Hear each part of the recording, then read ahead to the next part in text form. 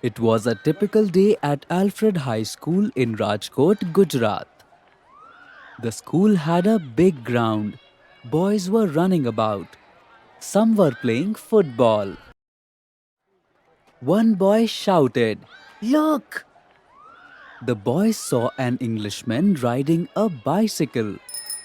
Behind him was a peon who had to run to keep pace with the rider. As they entered the school compound, the headmaster came out to receive the guest. The visitor shook hands with the headmaster and both walked in. Someone whispered, "That's the school inspector, Mr. Giles." The boys were nervous. They were afraid of inspection. Just then, the school bell rang. It was a signal for all students to go to their classes. "I want to go around and see what the boys have learned," Mr. Giles said as he walked briskly. The headmaster started walking towards the class with the brightest students. But Inspector Giles stopped him. "You attend to your work. I'll find my way." Mr. Giles entered the first classroom he came across. The students sprang to their feet and greeted him in unison. "Good morning, sir." "What's going on?" Mr. Giles asked the teacher. "This is the English class, sir," replied the teacher.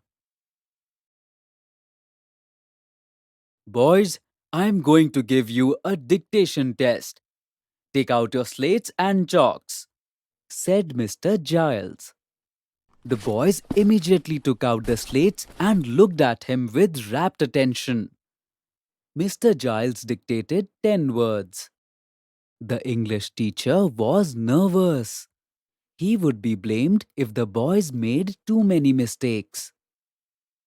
He went around the class as the boys got busy writing the words on the slate. The teacher stopped at a desk. A boy named Mohandas was writing, trying hard to get the spellings right. The teacher looked at the word he had just written. He could see that Mohandas had made a mistake. He had spelt the word kettle as Ketal. The teacher coughed and tapped the floor with his foot to get his attention. But Mohandas did not look up. The teacher tried a couple of times more. Meanwhile, Mr. Giles was finished with the dictation. The boys lined up to show him what they had written.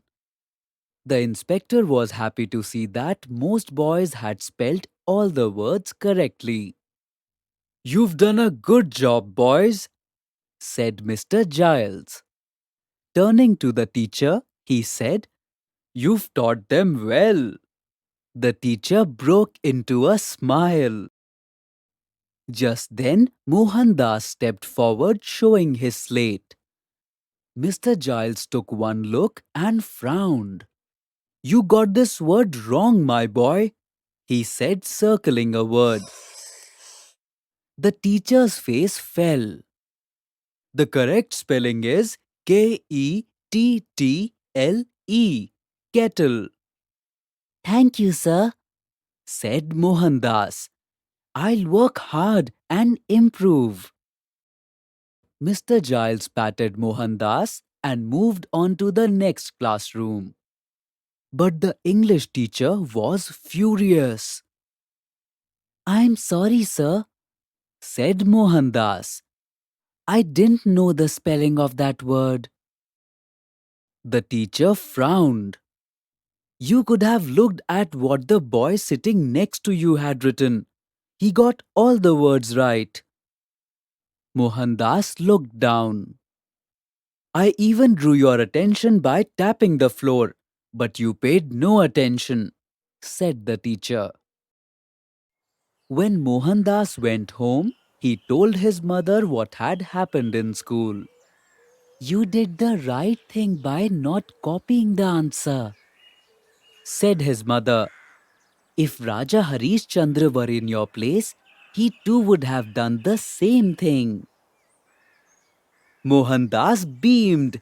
He loved the play Harish Chandra the Truthful.